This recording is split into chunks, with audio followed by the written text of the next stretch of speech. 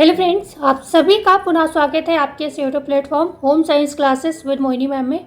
तो बहुत सारे आप लोगों के कमेंट आ रहे थे कि मैम वीडियो क्यों नहीं आ रहा है आपका। दूसरा, अभी हम जो चर्चा करने वाले हैं वो बहुत ज़्यादा कॉम्प्लिकेशन है लोगों के अंदर, कि इस चीज़ को समझ पाना कि तैयारी किसकी करें। उधर पैट आया हुआ है, उधर टीजीटी पीजीटी भी लोगों के सिर पर है, और यहाँ पर बात करते हैं अगर पैट के बाद मुख्य सेविका की भी संभावनाएं हैं।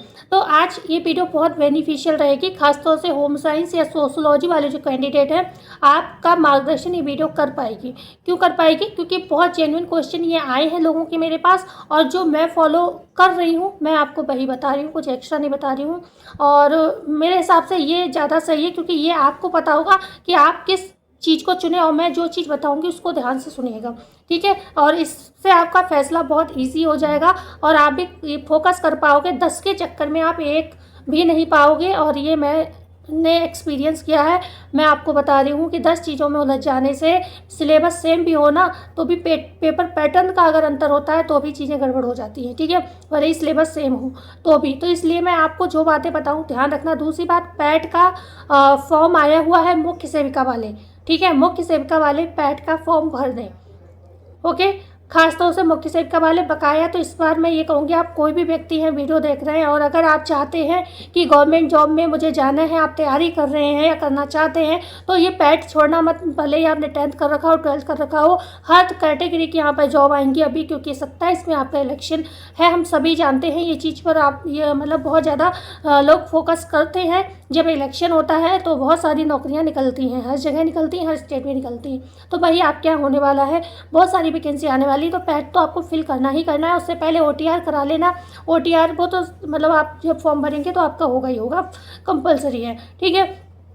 अब हम बात कर लेते हैं कि भाई टीजीटी पीजीटी की तैयारी करें, या फिर मुख्य सेविका की तैयारी करें, या फिर पैट की तैयारी करें। तो अब आपको बता दें, देखो पैट और टीजीटी पीजीटी का जो मेन समस्या आ रही है, पैट और टीजीटी पीजीटी, क्योंकि मुख्य सेविका तो बाद में है, और मुख्य सेविका में अगर आप होम साइंस हैं तो भी आपको आप वही पढ़ रहे हैं, और अगर आप उसके हैं मतलब समाज शास्त्र के हैं तो भी आप टीजीटी पीजीटी का जो पढ़ रहे हैं वो आपका काम आ जाएगा, ठीक है। लेकिन बात आती है पैट का सिलेबस बिल्कुल अलग है। अब आपको आप किस तरीके की व्यक्ति हैं आपको ये पता होगा। क्या आपका फोकस टीजीटी पीजीटी को ज्वाइन करना है, मतलब आपका फोकस क्या शिक्षक बनना है? अगर आपका शिक्षक बनना सपना था, या फिर आपकी वहाँ पर तैयारी आप लंबे समय से कर रहे हैं, इस बार चूक गए, सिलेक्शन नहीं हो पाया जो अभी एग्ज़ाम हुआ है उसमें, ठीक है। तो अगर आपके इस तरीके के कैंडिडेट हैं तो मैं आपसे ये कहूँगी, आप टीजीटी पीजीटी का जो जीके जीएस पढ़ेंगे आप लोग, ठीक है, जीके जीएस ही बस फोकस करो, जिससे आपका टीजीटी पीजीटी में भी काम हो जाएगा, और साथ ही साथ वही जीके जीएस वाले क्वेश्चन करेंट अफेयर के आपके फंस जाएंगे, किसमें? इधर आपका पैट में, ठीक है। वही क्वेश्चन आपके फंस जाएंगे उसी में से, क्योंकि बेसिक टू हाई लेवल ही हम लोगों को भी पढ़ना है। कुछ क्वेश्चन बेसिक भी आएंगे, कुछ हाई लेवल के भी आएंगे।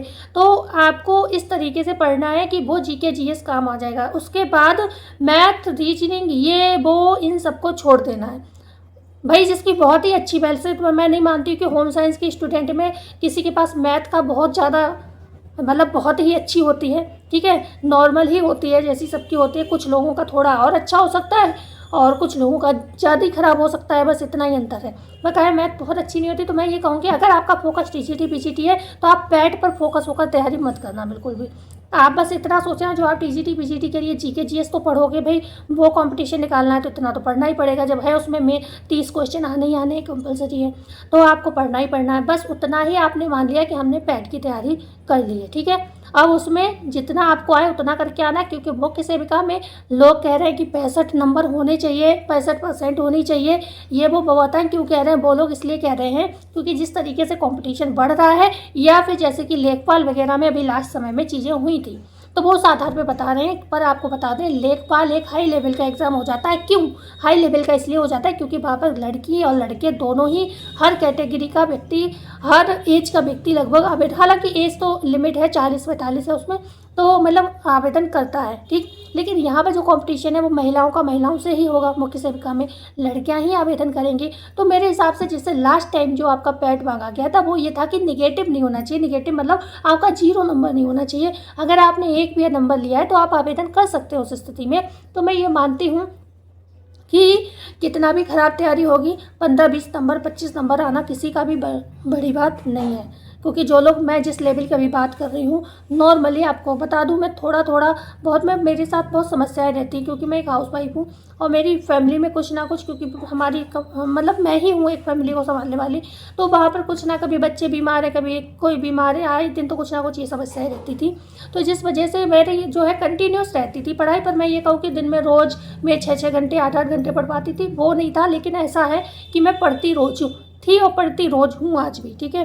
तो उसमें क्या हुआ मेरा भी जब मैंने दिया था फर्स्ट पैड दिया था मैंने 21 वाला, उसके बाद मैंने पैड नहीं दिया था, तो वो उसमें मेरे 57% थे, ठीक है। अब आप यहाँ से लगा लो कि बहुत फोकस करके मैंने पैड नहीं पढ़ा था, तो मेरे 57% थे।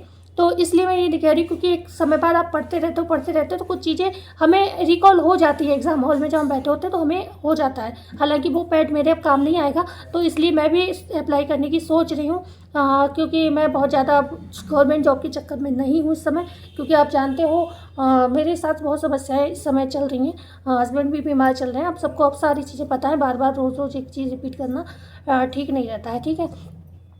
तो इस वजह से मैं बहुत फोकस होकर पढ़ाई नहीं कर पा रही, इसलिए मैं ये सोच रही हूँ कि ज़रा घर की समस्याओं से सही हो जाऊँ, तो मैं ये ऑनलाइन काम ही समेटूँ। आप लोगों को अपडेटें भी चाहिए होती हैं, और जो एक अच्छा काम है मेरे हिसाब से, ये भी कोई ख़राब काम नहीं है, क्योंकि हम लोगों के पिछड़ेपन का कारण कुछ ये भी है कि हम लोगों को सही समय पे कोई गाइड करने वाला, बताने वाला नहीं था चीज़ों को। तो मैं ये भी इसी से मुझे ये मोटिवेशन भी मिला है और मैं ये काम कर रही हूँ, ठीक है, कि आप लोगों को एटलीस्ट मेरे माध्यम से सही खबर पहुँच सके।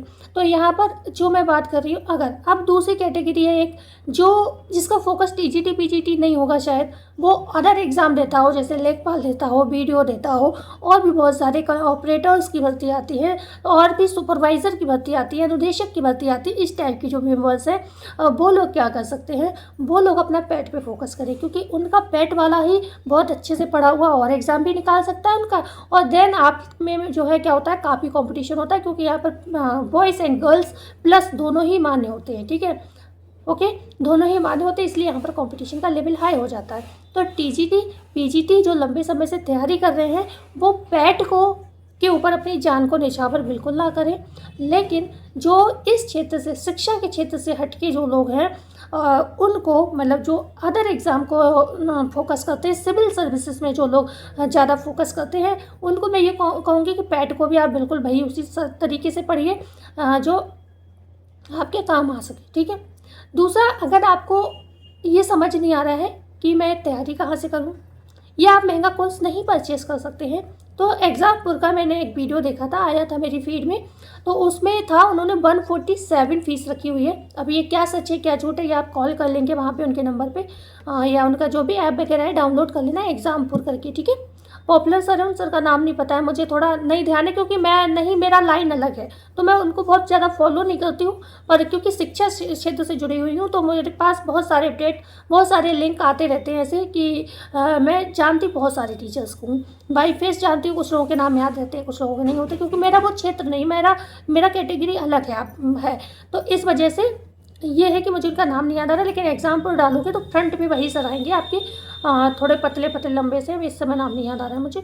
तो उनका 147 का, हालांकि मुझे ये पता है कि वो चैनल अच्छा चैनल है, पढ़ाई अच्छी कराता है, क्योंकि एक पॉपुलर चैनल है, और मैं मानती हूँ कि शायद वो अच्छा पढ़ाते हैं, मुझे ऐसा लगता है। तो एक बार आप उनको फॉलो करिएगा। और 147 फीस भी ज़्यादा नहीं है। अगर आप, जैसे आप 2 चीज़ों में 3 चीज़ों में उलझे हुए हैं और आपको लगता है कि इतनी महंगी फीस दे के हम बैच भी परचेज़ कर लें और हम उतना पढ़ भी ना पाए, तो 147 में अगर आप बैच ले लोगे उनका, तो फ़ायदा ये हो जाएगा कि आपके पास कंटेंट अवेलेबल रहेगा। जब आपको लगे कि अरे थोड़ा बहुत मुझे देखना है, ज़्यादा नहीं पढ़ पा रही, तो थोड़ा बहुत पढ़ लूँ, तो आपको पास कंटेंट अवेलेबल होगा। उस समय आपको ये नहीं सोचना होगा अरे क्या पढ़ूँ क्या नहीं पढ़ूँ। थोड़ा थोड़ा रोज़ पढ़ोगे, आधा घंटा 1 घंटा भी पढ़ोगे, ठीक है। टीजीटी पीजीटी वालों को मैं कह रही हूँ कि आप 1 घंटा भी अगर पैट के हिसाब से पढ़ लोगे, वो इनफ होगा आपके लिए, क्योंकि आप जीके जीएस वगैरह टीजीटी के पीजीटी के हिसाब से पढ़ रहे हो।